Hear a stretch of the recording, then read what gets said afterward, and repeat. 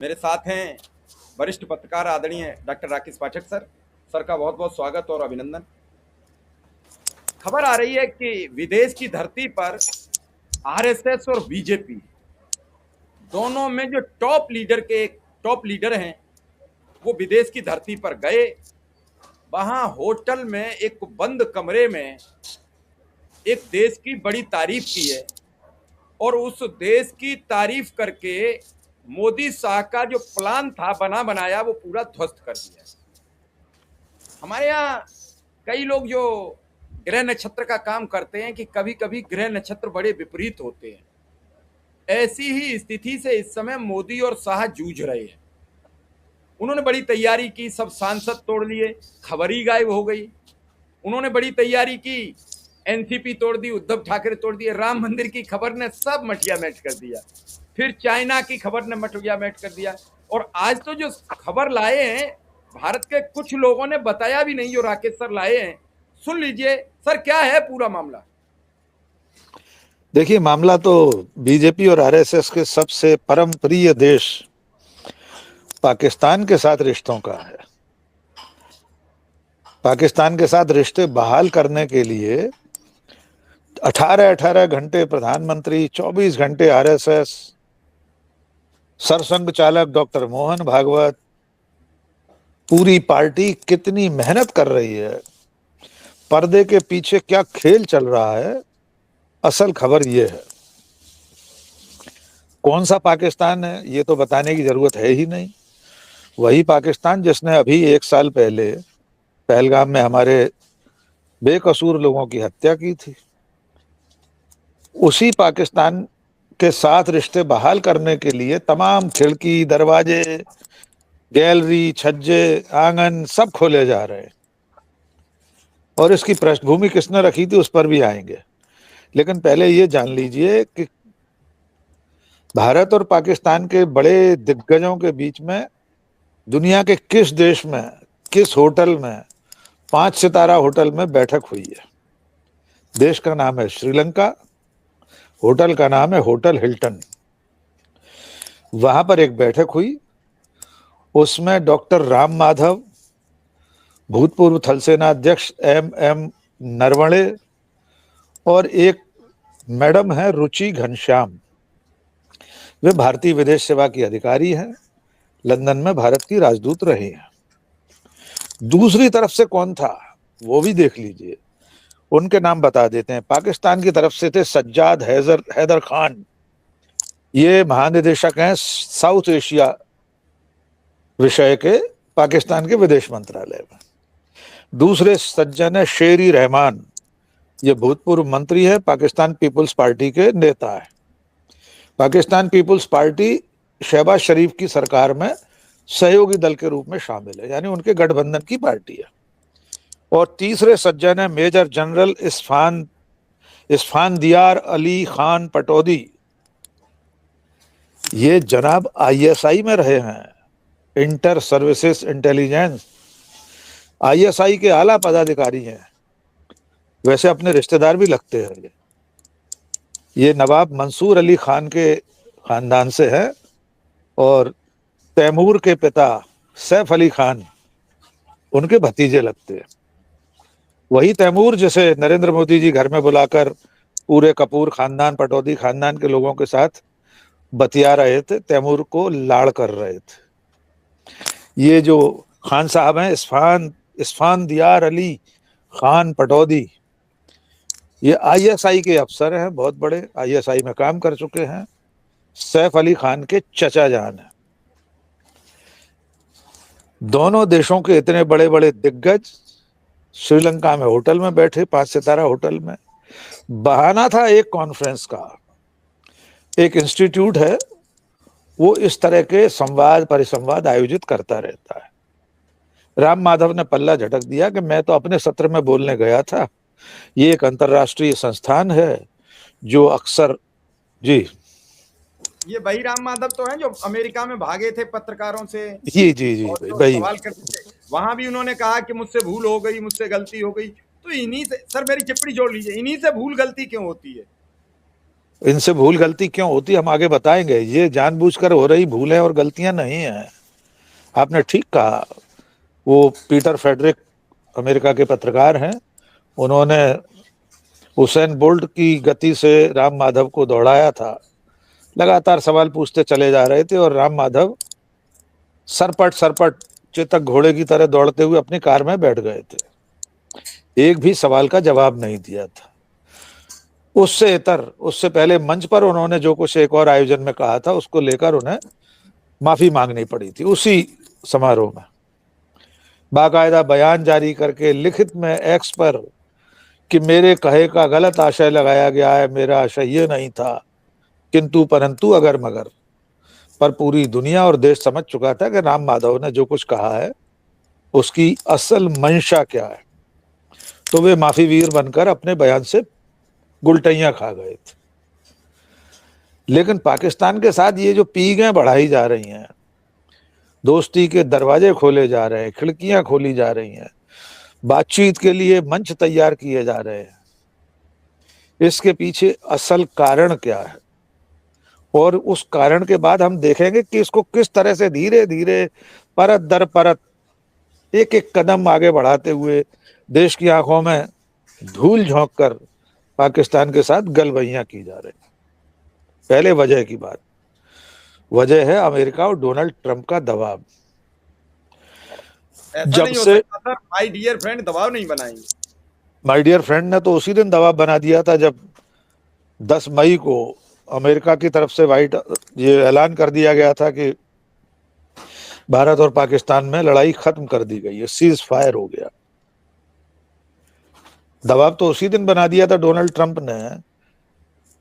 उस हर दिन बनाया था जब 100 से ज्यादा बार सीज फायर का श्रेय लिया है। डोनाल्ड ट्रंप ने दबाव तो भारत पर उस दिन घोषित कर दिया था जिस दिन उन्होंने ट्रेड डील एक तरफा अपनी मर्जी से घोषित कर दी थी। डोनाल्ड ट्रंप ने जितनी तारीफ हमारे प्रधानमंत्री की है उससे 10 गुना ज्यादा बार वे शहबाज शरीफ की तारीफ कर चुके, फील्ड मार्शल आसिम मुनीर की तारीफ कर चुके और ईरान के साथ लड़ाई में पाकिस्तान को मध्यस्थ बना चुके। एमओयू पर दस्तखत थे शहबाज शरीफ के। तो उस पाकिस्तान के साथ रिश्ते आपको सुधारना पड़ेंगे, क्योंकि बड़े डैडी ने कह दिया है कि बेटा तुम लोगों को लड़ना नहीं है, मोहल्ले में एक साथ रहना है, प्यार से चलो, गले मिलो। अब आप खूब कहते रहिए कि साहब इसने तुम्हारे घर के 23 लोग मार दिए थे बेकसूर, धर्म पूछकर मारे थे।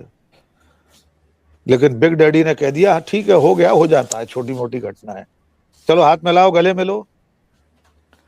तो अब नरेंद्र मोदी की सरकार को पाकिस्तान के साथ गले मिलना पड़ रहा है, हाथ मिलाने पड़ रहे हैं। और उसी के लिए राम माधव तो बहुत छोटी हस्ती है। दत्तात्रेय होसबोले उनसे बड़े पदाधिकारी है, संघ के पद क्रम में वे महासचिव हैं एक तरह से कहा जाए। और उससे भी बड़े सरसंघ चालक, संघ के सुप्रीमो, उन्होंने अभी कह दिया कि पाकिस्तान से बातचीत के दरवाजे खुले रखना चाहिए, हम तो पाकिस्तान को मिलाने पर हमें काम करना चाहिए कि पाकिस्तान का विलय भारत में हो जाए। ये बयान है मोहन भागवत का। और विलय न हो सके तो पाकिस्तान को तमीज से रहना सिखा दें। तो कैसे तमीज से रहना सिखाएंगे? जंग आप लड़ नहीं सकते अमेरिका के दबाव के चलते। चौथे दिन आपको सीज फायर करना पड़ गया था। राम माधव के अलावा दत्तात्रेय होसबोले कह चुके हैं, मोहन भागवत कह चुके हैं। होसबोले ने भी सीधे सीधे वही शब्द दोहराए, पहले उन्होंने कहे, मोहन भागवत ने बाद में कहे। होसबोले ने भी कहा पड़ोसी देशों के साथ रिश्ते अच्छे रखना चाहिए, पाकिस्तान के साथ बातचीत के दरवाजे खुले रखना चाहिए। और उन्होंने तो बहुत आगे जाकर ये तक कह दिया वैज्ञानिकों का आना जाना होना चाहिए, साहित्यकारों का, कलाकारों का, रंगकर्मियों का, सोशल एक्टिविस्ट का पाकिस्तान के तरफ जाना हो और वहां के इसी तरह के लोग हमारे भारत देश में आए, राजनेता भी आए जाएं। इसे कहते हैं ट्रैक 2 डिप्लोमेसी, जो श्रीलंका में बैठक हुई है। तो इस तरह से कुल मिलाकर देश को धोखे में रखकर अलग से ट्रैक टू डिप्लोमेसी के नाम पर पाकिस्तान से रिश्ते सुधारे जा रहे हैं। लेकिन अब इसमें हम आगे बात करेंगे, कुछ डायलॉग हैं नरेंद्र मोदी और बड़े नेताओं के, उनको दोहराएंगे, फिर पूछेंगे कि क्या सब कुछ ठीक हो गया कि पाकिस्तान के साथ ट्रैक टू डिप्लोमेसी शुरू कर दी गई है। फिर ट्रैक टू के बाद ट्रैक वन पर कब आएगी घोषित रूप से। जी सर, आरएसएस प्रमुख का अभी आपने जिक्र किया तो उनका एक अभी का बयान याद आ गया मुझे। वो अभी अभी जस्ट उन्होंने शाम होते होते कहा कि हमारे लिए राम भगवान हैं मगर अन्य लोगों के लिए इमाम हिंद हैं। और भागवत जी की बात को भाजपा का इकोसिस्टम कैसे समझे वो समझ नहीं पा रहा है। कुछ दिन पहले भागवत जी ने कहा, लेकिन उनको आचरण की मर्यादा, भारतीय मर्यादा के जनक मानते हैं। उन्होंने कुछ दिन पहले ये बयान दिया था। जी भगवान है, लेकिन वो केवल भगवान नहीं है। अपने देश में अन्य लोग भी ऐसे हैं जो भगवान तो नहीं मानते लेकिन उनको आचरण की मर्यादा, भारतीय मर्यादा के जनक मानते हैं। उनको इमाम हिंद मानते हैं। अब ये कह रहे हैं भगवान राम को हम इमाम हिंद मानते हैं। अब एक आज कह रहे हैं, मतलब कुछ लोग मानते हैं, कुछ लोग मानते हैं, कुछ लोग मानते हैं। तो ये जो कुछ लोग मानते हैं इमाम हिंद, और चंदा आप खा जाओगे। मोहन भागवत को शायद किसी ने बताया होगा कि अल्लामा इकबाल ने हमारे मर्यादा पुरुषोत्तम श्री राम को इमाम हिंद कहा है। इकबाल ने लिखा है, राम के वजूद पे हिंदुस्तान को नाज है, राम के वजूद पे हिंदुस्तान को नाज, अहले नजर समझते हैं उसको इमाम हिंद। यानी अल्लामा इकबाल लिख रहे हैं कि कुछ लोग अहले नजर, जो जानकार लोग हैं, जो भारत में उन्हें मानने वाले हैं, भगवान मानते हैं, और बहुत से लोग इमाम हिंद कहते हैं। ये अल्लामा इकबाल की शुरुआती रचनाओं में से है। वे राम को हिंदुस्तान का गौरव मानते हैं। ओवैसी के बयान से घबरा कर ये बयान दिया। ओवैसी ने भी तो आज कह दिया कि कम से कम राम मंदिर ट्रस्ट में एक मुसलमान होता तो उसका तुम एनकाउंटर कर देते, उसके घर बुलडोजर चला देते, चंदा चोरी का पूरा आरोप उस पर रख सकते थे। तो कम से कम इसी लिहाज से एक आदमी को ट्रस्ट में बनाए रखो। देखिए, ये तो संभव नहीं है, लेकिन डॉक्टर मोहन भागवत ने जब ये कह दिया है कि कुछ लोग उन्हें इमाम हिंद कहते हैं, और अल्लामा इकबाल खुद कह रहे हैं कि जो अच्छे समझदार लोग हैं, दूरदर्शी लोग हैं, वे राम को भारत का आध्यात्मिक नेता मानते हैं। यही तो समानता है, इसमें क्या अंतर है। आप उन्हें भगवान कहते हैं, अल्लामा इकबाल ने इमाम हिंद कह दिया। लेकिन उसके मंदिर को लूटने के बारे में मोहन भागवत ने अभी तक कुछ नहीं कहा, मेरी जानकारी में नहीं है। नहीं, इस भाषण में भी उन्होंने मंदिर की डकैती के बारे में कुछ नहीं कहा। लेकिन हम पाकिस्तान पर लौटे तो पाकिस्तान की बात करते समय ये जो ट्रैक टू डिप्लोमेसी चल रही है, ये अंततः ट्रैक वन पर भी आएगी। ऑफिशियल मीटिंग्स भी होंगी, विदेश मंत्री आपस में बात करेंगे, हो सकता है कल को प्रधानमंत्री भी मिले एक दूसरे से। हमें कतई ऐतराज नहीं है पाकिस्तान के साथ रिश्ते सुधारने में। हमारा ऐतराज तो उन लोगों से है जो ये कहा करते थे कि टेरर और टॉक एक साथ नहीं चल सकती, आतंक और बातचीत एक साथ नहीं चल सकती। हमें सवाल तो उन लोगों से पूछना है जो कहते रहे हैं कि लहू और पानी एक साथ नहीं बह सकता। अब क्या बदल गया है भाई? कोई बताएगा कि अप्रैल 2025 में पहलगाम पर आतंकवादी हमले के बाद से पाकिस्तान के रवैये में कौन सा परिवर्तन आ गया है? क्या पाकिस्तान ने अपनी सरजमीन पर चल रहे आतंकवादी ठिकाने हटा दिए? क्या उसने खुद उनके खिलाफ कोई अभियान चलाया है? हमारी सेनाओं ने तो जितने नेस्तनाबूद हो सकते थे हमने किए हैं। लेकिन क्या पाकिस्तान का रवैया आतंकवाद पर कुछ बदला है? टेरर तो अपनी जगह है ही, तो फिर टॉक क्यों कर रहे हैं आप? लहू तो अब भी बह रहा है, तो फिर आप पानी क्यों साथ में बहा रहे हैं? वहां 5 स्टार होटल में पानी भी साथ पिया होगा ना, वहां तो चाय कॉफी भी हुई होगी, डिनर भी साथ किया होगा राम माधव ने, जनरल मनोज मुकुंद नरवणे ने, रुचि घनश्याम ने। और ये किसके कहने से पाकिस्तान के साथ बातचीत आगे बढ़ा रहे हैं? स्वाभाविक है, मोदी सरकार की सहमति है। मोदी सरकार की सहमति क्यों है? क्योंकि ऊपर से दबाव है। हम ट्रैक टू डिप्लोमेसी के भी विरोध में नहीं है, हमेशा से हर सरकार करती आई है। इवन जब नरेंद्र मोदी प्रधानमंत्री बने थे तब हाफिज सईद का इंटरव्यू लेने के लिए वेद प्रताप वैदिक जी गए थे पाकिस्तान, हम लोगों के वरिष्ठ पत्रकार वैदिक जी। तब भी ये सवाल उठा था, क्या ये ट्रैक टू डिप्लोमेसी का हिस्सा है? ऐसा होता रहा है, होता रहना चाहिए, हमें बिल्कुल आपत्ति नहीं है। हम तो कह रहे हैं कि भारत सरकार तय कर दे कि भारत से पत्रकारों का, साहित्यकारों का, सामाजिक कार्यकर्ताओं को प्रतिनिधिमंडल पाकिस्तान जाना है, हम जाने को तैयार है, सरकार भेजे। राम माधव के साथ जाने को तैयार है। हम भी तो देखें वहां पत्रकार कैसा सोचते हैं, क्या करते हैं। हम भी तो वहां के समाज को समझें और जाने कि वहां लाहौर में कैसे प्राचीन हिंदू नाम बहाल कर दिए नवाज शरीफ की बेटी ने। पंजाब की मुख्यमंत्री है, पाकिस्तान के पंजाब की। लेकिन यह नहीं हो सकता कि आप देश की नजरों में राष्ट्रवाद का परचम फहराते रहें, हमें उपदेश देते रहें कि पाकिस्तान का नाम भी अगर कोई ले दे तो देशद्रोही है, और आप उसके साथ झूला झूलना शुरू कर दें। देश को बताएं भी नहीं, आधिकारिक रूप से बताएं, बयान दें, हमें कोई ऐतराज नहीं। और ये अभी नहीं हो रहा है शिव कुमार जी, बहुत गंभीर सूचना और हम साझा करना चाहते हैं। पहलगाम हमले के 2 महीने, ऑपरेशन सिंदूर के 2 महीने बाद लंदन में भी ऐसी एक बैठक हो चुकी है। ये जो रुचि घनश्याम मैडम है, ये इंग्लैंड में भारत की उच्चायुक्त रह चुकी हैं, तो एक बैठक तब भी हो चुकी है, उसके बारे में भी सुगबुगाहट रही थी।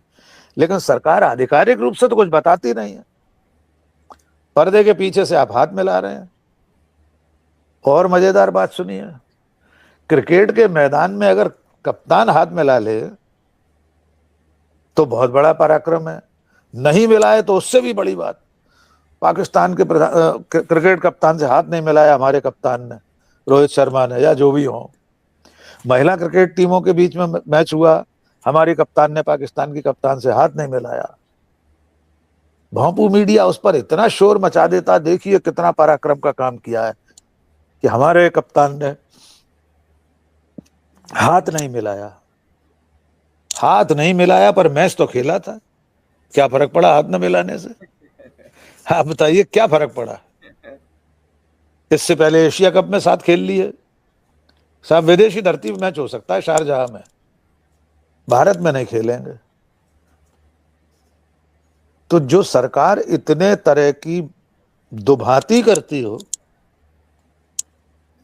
जिसके कामकाज में इतना पाखंड हो कि अगर आप पाकिस्तान का नाम ले दें, हम ले दें, सैम पित्रोदा कुछ कह दें कि पाकिस्तान के साथ रिश्ते बहाल होना चाहिए, बातचीत शुरू होनी चाहिए। अभी 1-2 साल पहले तो देशद्रोही का तमगा तैयार रहता, तुरंत गले में डाल दिया जाता है। तुरंत देशद्रोही मेडल तैयार रखेगा। तो क्या राम माधव के गले में कोई डालेगा सर? कोई मीडिया वाला डालेगा? कोई कुछ कहेगा? मैं छोटी सी टिप्पणी सर दिमाग में आ गई तो बोल दिया। मीडिया में तो चर्चा ही नहीं होगी इसकी। कितनी चर्चा हुई है आप बता दीजिए? कुछ नहीं। कुछ अखबारों में एक्सक्लूसिव खबरें छपी हैं, कुछ खोजी पत्रकारों ने निकाल कर लाए हैं, लेकिन मुख्य धारा के मीडिया में तथाकथित प्राइम टाइम में 7 बजे, 8:30 बजे, 9 बजे की डिबेट में कोई चर्चा सुनी है आपने? नहीं। बड़े बड़े सैन्य विशेषज्ञ, जनरल बख्शी जैसे लोग, बीजेपी के बड़े बड़े सूरमा, हम तो कह रहे हैं इसके पक्ष में डिबेट करें ना शिव कुमार, हमें बिल्कुल ऐतराज नहीं है। ये सारा जो मोदी का जो समर्थक मीडिया है, बीजेपी आरएसएस के जो भोंपू हैं, वे प्राइम टाइम डिबेट में इस बात की पुष्टि करें कि बातचीत हुई है, राम माधव गए हैं, एमएम नरवणे गए हैं, रुचि घनश्याम गई हैं और बातचीत चल रही है, हम लोग स्वागत करेंगे। साथ में ये भी बताएं कि उसमें आईएसआई का एजेंट भी गया है। आईएसआई से भी ऐतराज कहाँ है नरेंद्र मोदी की सरकार को? पठानकोट में आईएसआई का ही तो एजेंट आया था जांच में शामिल होने। ये बातचीत अच्छी बात है। हम हमेशा चाहते हैं कि युद्ध किसी समस्या का हल नहीं है। हम भारत पाकिस्तान के बीच में युद्ध के विरोधी हैं। आप सबक सिखा चुके ऑपरेशन सिंदूर में, ठीक है, तो दोस्ती बहाल कीजिए। चीन के साथ तो आपकी दोस्ती चली रही है, हम बात कर चुके हैं, अभी कल ही शाम को हमने बात की थी। तो पाकिस्तान के साथ भी दोस्ती कर लीजिए, हमें कहाँ ऐतराज है। लेकिन ये पर्दादारी नहीं चलेगी।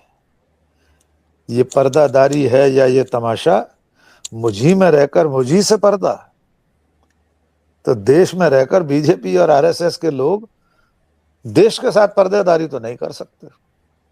डेमोक्रेटिक देश है, लोकतांत्रिक देश है, जनता को सब जानने का हक है। आखिर जनता के लोग मारे गए थे। और अभी चलिए, ऑपरेशन सिंदूर के बाद दिल्ली में लाल किले के सामने विस्फोट हो गया। तब तो आपने लश्कर तैयबा, जैश ए मोहम्मद, न जाने कहां कहां के तार जोड़ लिए थे। तो जिनने अभी हमारी राजधानी में बम विस्फोट किए, उनके आकाओं, उनके सरपरस्तों से आप चोरी छुपे बातचीत कर रहे हैं। सर चाय कैसे पी गई होगी? अरे बड़े आराम से पी गई होगी, उन लोगों को कोई फर्क नहीं पड़ता। बहुत पाखंडी लोग हैं ये। यही ट्रैक टू डिप्लोमेसी अगर कांग्रेस की सरकार में हो रही होती, तब तक तो आसमान सिर पर उठा लेते। चलिए सर, आपने बड़ी महत्वपूर्ण जानकारी दी है। दर्शक देखें और हमें जरूर कमेंट में बताएं कि आपको ये खबर कैसी लगी और कहां कहां आपको देखने को मिली है। इसी के साथ विदा लेंगे। सर आपका बहुत बहुत आभार, बहुत बहुत धन्यवाद।